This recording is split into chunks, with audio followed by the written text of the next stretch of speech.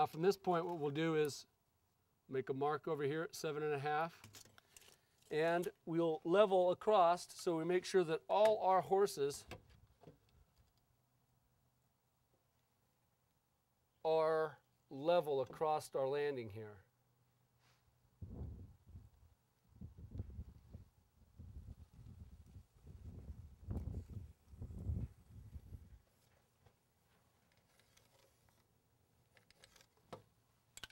And there we have it.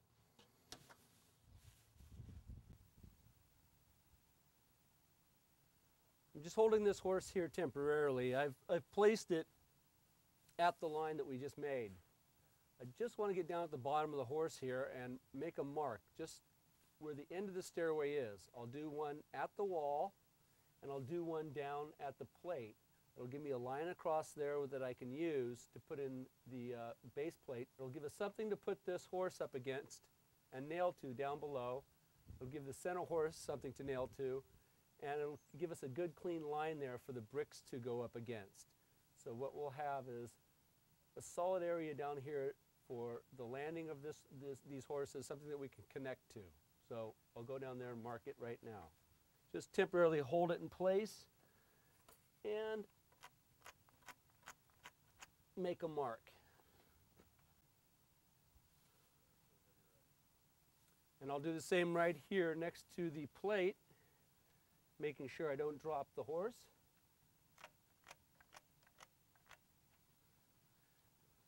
And then I'll be careful about putting our pat away for safekeeping.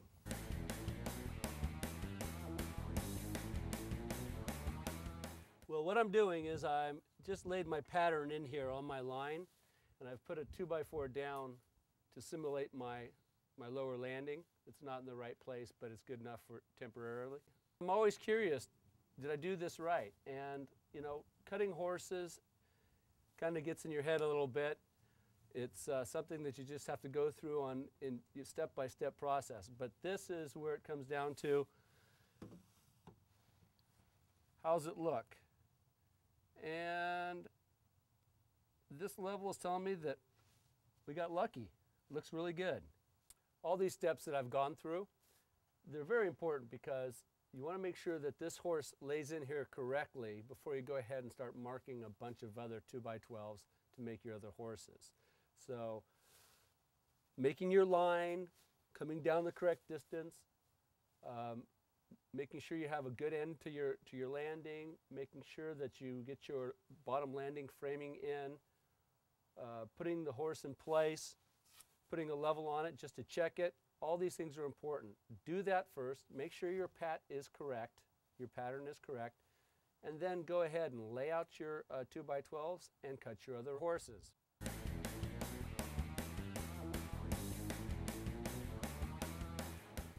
All right, we've cut the horses and now we're going to put them up. This is going to be temporary only because we want to make sure that the bottom of the horse, all three horses are nice and level. We know that the bottom of the concrete down here slopes a little bit. So what we're going to do is put them up temporarily, put a level across the bottom, and make the necessary adjustments. But I'm just going to tack these in place for now. Just using some screws just to hold them in. I'm using screws because since it's temporary, I want to be able to take them out. If this were an indoor stairway, we'd make sure that this stair case was perfectly level and all the risers were the same. Being that it's an outside stairway and we're going to get rain here, we don't want any water to be going against the wall here. We don't want pools of water standing on our stairs. So what we're looking at here is that we do already have a little bit of fall. It's only about 1/4 inch. And that right there, just that little bit, probably isn't such a bad thing. Up at the top, it's going to be nice and level, and then graduatingly, as it comes down the stairs, each one of these stairs is going to tilt just a little bit more off to the side. So any water that lands on the staircase is going to go this way, not this way. Our next step with our horses is to put blocks in between the horses. It gives us something to nail our plywood down to, and it also holds the horses nice and plumb. Holds them, anchors them in place The problem is, since we have this horse against this wall, there's no way to nail into the blocks from the back side of this horse. So what we'll do is we'll take these horses down, we'll cut a block that fits between these two horses, and we'll attach it to the first horse first. That'll give us a nice anchor point for our second and third horse.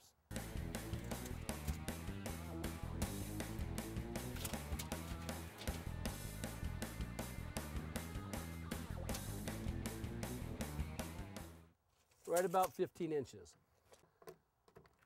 Again, you want to be careful with these horses because they are delicate. After all this work, we don't want them to break. If they do break, if one of these steps snaps off, don't throw it away, don't lose faith. A good bead of subfloor glue and some screws, and just let it sit overnight, and it'll be good as new.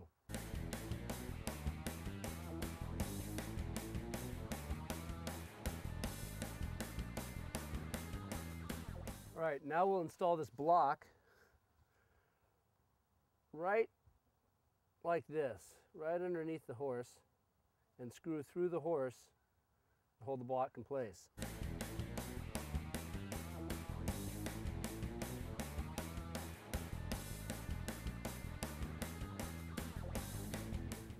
All right, so now when we nail this block in, we'll be actually nailing in the horse. With this good tie-in with these screws, the block will hold the horse in place. Well, we're ready to put the first horse in place, and what we're going to do is we're going to nail this block in. I'm just going to use vinyl-coated sinkers. There's 16-penny vinyl-coated sinkers. They heat up as you drive them in, and so they act as a glue. The vinyl on the nail acts as a glue when it goes in. Again, I had marked this earlier, and that's where my horse is going to go. So I want to make sure that this block is over to my line, and that I can still see my level line across here. So what I'm going to do is just temporarily, not temporarily, what I'm going to do is just nail this in place here. I drove it over a little bit this way because it was fighting me a little bit. Now I'll lift this up.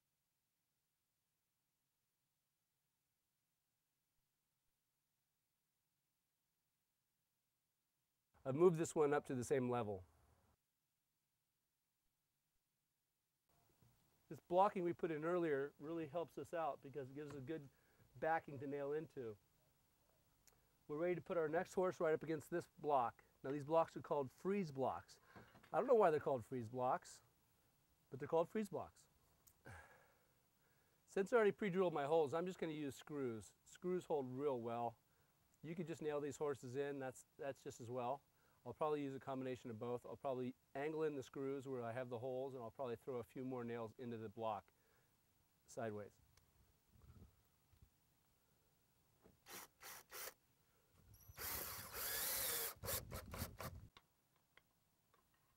What I've done is I put 2 screws in at an angle, and I put 2 nails in at a right angle into my freeze block. So now this horse doesn't want to go anywhere. Next thing I'll do is I'll measure for my next block.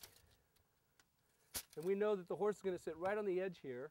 This 2x4 is the same width as our horse. So if I measure to the edge of this block right here, the inside of this 2x4, that'll give me my distance. And it is 14 and we'll say 7/8. It's closer to 15/16, but we'll hold it in just a tad.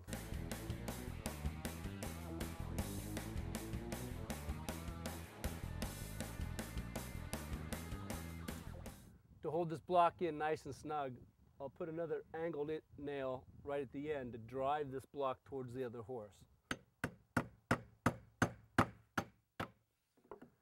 And now I'll just nail it in place, and I'll put up our last horse.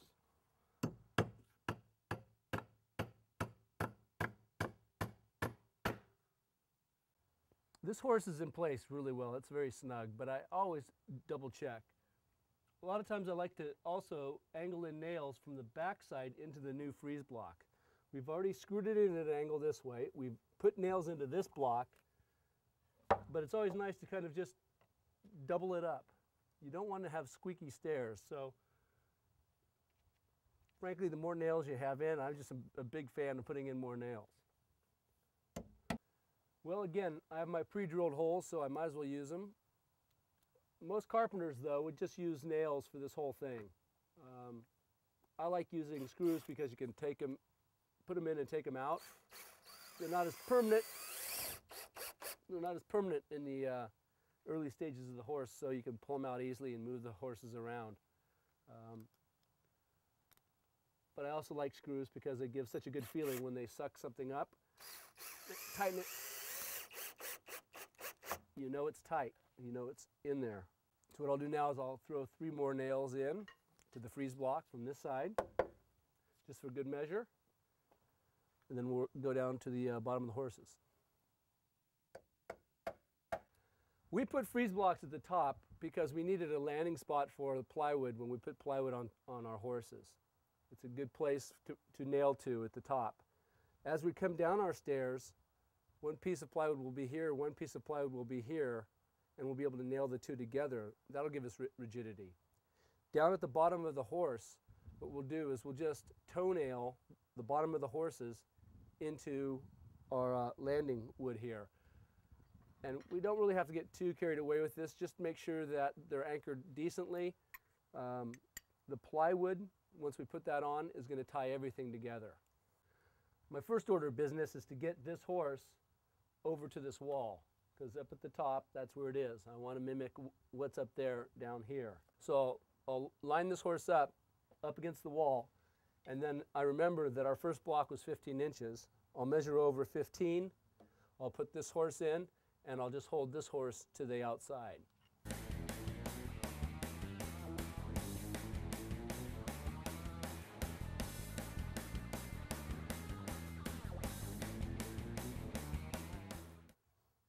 Since this horse is in the middle, it allowed me to toenail it from this side and this side. If you have that available to you, always do it. Home Improvement Camp. Have at it.